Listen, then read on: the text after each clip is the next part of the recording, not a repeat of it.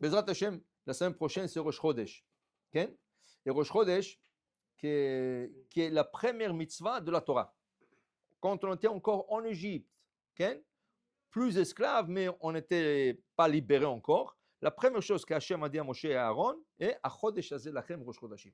Sachez que ce mois-ci que vous allez sortir va devenir le premier mois dans le calendrier hébraïque, qui est le mois de Nissan.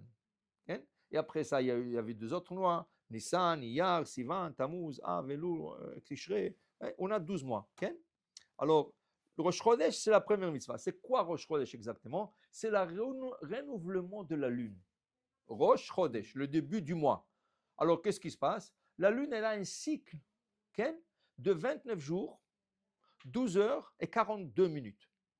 Qui veut dire qu'en 29 jours, la lune se renouvelle, elle est toute un petit croissant. Elle se remplit. À la moitié du mois, 15 du mois, elle est pleine.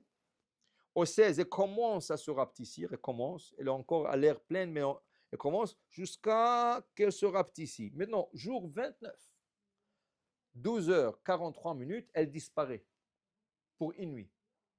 Alors, tu ne la vois pas. Okay? Le lendemain, elle reprend. Quand elle reprend, ça s'appelle le molad. Molad, ça veut dire la renaissance, elle est renée dans le ciel. En vérité, c'est quoi exactement? C'est la position de la lune avec le soleil. Quand la lune est en face du soleil, elle est pleine. Et quand il bouge encore, tu vois la moitié, le croissant, et tu vois rien du tout. Okay? Dans ce cas, la Torah te dit, dès que se renouvelle, dès que la lune se renouvelle, okay? Ça va être pour vous Rosh Chodesh. Vous allez le sanctifier. Dans ce cas, il y a une mitzvah que de témoin vient au temple, chez le juge, et il témoigne, oh, hier soir, on a vu le croissant, le début de le croissant okay?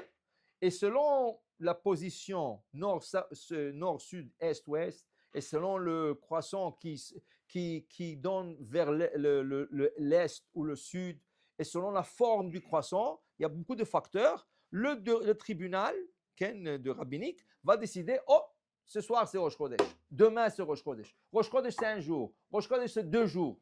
Il y a tous des calculs. C'est un des grands calculs que, regardez notre calendrier, on n'a plus cette mitzvah de sanctifier parce qu'on ne peut pas le faire, parce qu'on n'a pas le Beth Amikdash, on n'a pas le temple. Alors, le Hillel numéro 3, il y avait 8 Hillel. 8 rabbins s'appelaient Hillel. Hillel numéro 3, il a composé un calendrier jusqu'à la fin du 6e millénaire.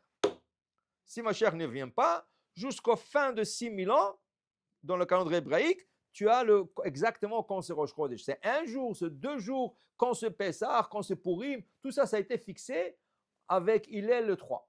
Donc on n'est pas loin de ça. Hein? On n'est pas loin. Il reste quoi? 200 quelques... Oui, bien sûr. Le monde ne peut pas exister plus que 6000 ans. D'ailleurs, je parlais à quelqu'un, il m'a dit que la science a trouvé maintenant, je lui parlais il y a 15 ans de ça, il m'a dit que la science a trouvé que le grain de la terre, si tu prends la terre, c'est quoi la terre? C'est des petits grains qui sont collés ensemble. Le grain, ils sont collés par une matière qui s'appelle la colle. Cette colle-là, selon la science, va se décomposer l'an 6000. La science dit, cette matière, à l'an 6000, va se décomposer. Et là, tout le grain, alors il n'y aura plus de terre. Qu'est-ce que la Torah dit? Au 6e millénaire, c'est fini, Mashiach vient.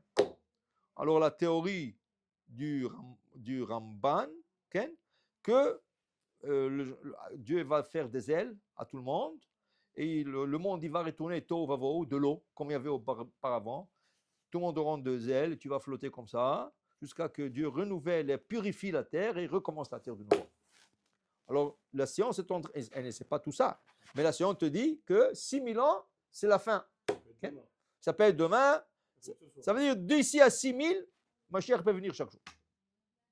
Alors maintenant, on n'a pas ça, on a un calendrier fixe. Et ce calendrier extraordinaire.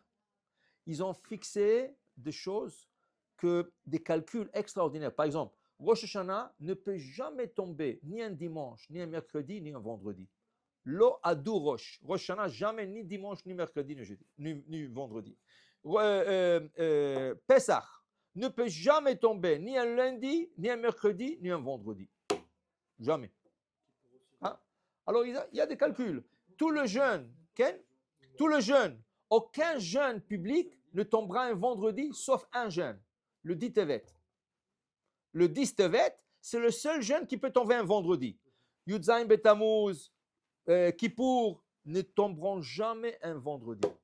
Mais tout ça, c'est un calcul. Okay? C'est des mathématiques énormes. Hein? Kippour samedi, mais pas vendredi. Ça veut dire que tu ne commences pas le jeûne jeudi soir, vendredi. Comment tu vas rentrer dans le Shabbat, le lendemain c'est Shabbat? Comment tu vas faire la dafina? Okay? Alors, pour dire, il y a des calculs. Il y a... Le seul jeûne qu'on jeûne vendredi soir, c'est 10 Tevet. 10 Tevet, c'est le seul. Parce que la Torah recommande ça. Alors, tout ça, ça a été pris en considération et calculé. La Torah dit dans Parashat Devarim, Ki chochmatrem ou binatrem le'ene kol ha'amim. C'est votre sagesse et intelligence devant toutes les nations du monde. Comment vous avez fait ce calcul? Aujourd'hui, il y a comment ça s'appelle ça, la NASA et tout ça, ils font des calculs, mais c'est jamais aussi précis qu'autant qu'il n'y avait pas d'ordinateur. Quand ils ont fait ça, il y a 2000 ans, il n'y avait pas d'ordinateur encore, okay? Et ils ont fait tous ces calculs. Et ces calculs sont tellement précis, tu n'as jamais trouvé une faille dans ces calculs. Ça, c'est le message de Rosh Chodesh. Alors, qu'est-ce qu'on fait Rosh Chodesh? Rosh Chodesh, c'est une fête. Mais c'est une fête ouvrable, qui veut dire que tu vas au travail. La seule chose, ils disent aux femmes que le soir de Rosh Chodesh n'est pas travailler, pas faire la lessive, pas faire un travail dur, pas faire la vaisselle. Tu donnes à Jacques faire la vaisselle. Tu le donnes à... C'est ça. Pourquoi? Parce que les femmes ont reçu cette Rosh Chodesh comme une fête. Les femmes plus que les hommes. Alors, il y a une coutume que les femmes ne travaillent pas le soir de Rosh Chodesh. Pas de travail dur. Maintenant, elles peuvent cuisiner, elles peuvent manger avec le mari, avec la famille, mais pas faire de travail dur. Maintenant, le lendemain, elle peut tout faire. Elle peut aller au travail, elle peut travailler, mais pas le soir. Pourquoi? Pour montrer le respect à Rosh Chodesh. Rosh Chodesh, c'est une fête. Rosh Chodesh, c'est une fête comme toutes les fêtes. Mais pourquoi la femme? La femme, parce que Rosh Chodesh, c'était une fête qui a été donnée aux femmes après la faute du veau d'or. Quand ils ont vu dans la faute du veau d'or qu'il y a 3000 personnes qui sont mortes, aucune femme a participé dans la faute du veau d'or. Quand les hommes sont venus demander aux femmes, donnez-nous vos bijoux, vos bracelets, parce qu'on a besoin que... Non, qu'est-ce que vous allez faire avec ça? Non, on a besoin de faire un dieu. Ah, chas v'shalom, moi je ne donne jamais, rien. Les femmes n'en voulaient pas donner. Alors les hommes ont donné l'or. Alors ils ont fait le veau d'or avec. Dit Hachem, parce qu'aucune femme a participé dans cette fête, je leur donne une fête chaque mois. Et c'est quelle est cette fête? Rosh Chodesh. Seulement, tu peux travailler. Okay? Mais elles devraient être punies si elles n'ont pas participé. Chas v'shalom, pourquoi? Au veau d'or. Au veau d'or. Au veau d'or, ils n'ont pas participé. Et quand il est arrivé pour construire le Mishkan, les hommes n'avaient plus d'or. Alors, d'où ce qu'ils ont? C'est les femmes. Non, je te fais pas confiance. Hein. Toi, un roublard, toi, tu es parti faire le veau d'or avec. Alors, vayavou anashim al anashim. Les femmes ont dit, moi, je vais avec toi pour voir où tu donnes l'argent, où tu donnes l'or.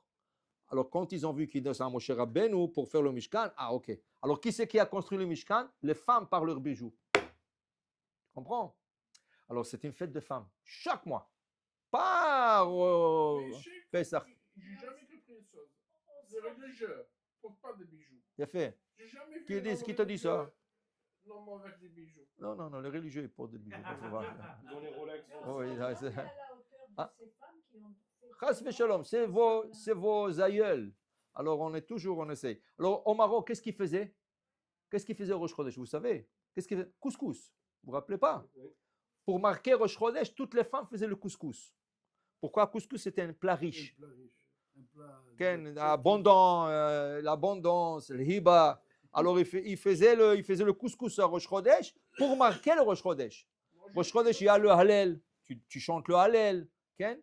S'il y a la lecture de la Torah, même si ce n'est pas un lundi et jeudi, ça veut dire qu'il faut donner importance à Rosh Chodesh. La technologie d'aujourd'hui où les gens sont envahis par ça. Ils Ouais. étaient dans La Kedusha, voilà, tradition et les coutumes. Voilà. Alors pour vous dire, Rosh Chodesh, c'est une fête très importante. C'est une fête, c'est carrément une fête. Alors il faut la respecter chaque fois qu'elle vient et il faut avoir un repas, l'Ichvod Rosh Chodesh. Le Rabbi Ishraï dit qu'il y a une coutume de gens qui allument les bougies, l'Ichvod Rosh Chodesh. La veille, c'est le soir de Rosh Chodesh, ils allument des bougies. Combien? Il dit 4. Pourquoi 4? Parce que Rosh Chodesh, il y a 4 personnes qui montent à la Torah. Lundi et jeudi, combien de personnes montent à la Torah? 3. pour montrer que Rosh Chodesh c'est tellement important, ils ont dit 4 personnes montent à la Torah. Alors, à cause de ça, les femmes allumaient 4 bougies le soir de Rosh Chodesh pour marquer le Rosh Chodesh, pour dire que c'est une Alors, fête. à la maison, on allume 4 bougies, l'Ichvod Rosh Chodesh. Alors, pour vous dire, Le soir. hein, le soir de Rosh Chodesh. Des fois, il y a un, des fois, il y a deux. Ok, si un, si deux, le 2. Mais le deuxième Rosh Chodesh, le deuxième jour, il est plus important que le premier. Parce que le premier, il fait partie encore du dernier mois. C'est le 30 du mois. Ok? Et le premier, c'est le premier. Et quand il y a un Rosh Chodesh, c'est le début du mois. Alors pour vous dire Rosh Chodesh, il faut donner son importance. Baruch Adonai le'olam. Amen ve amen.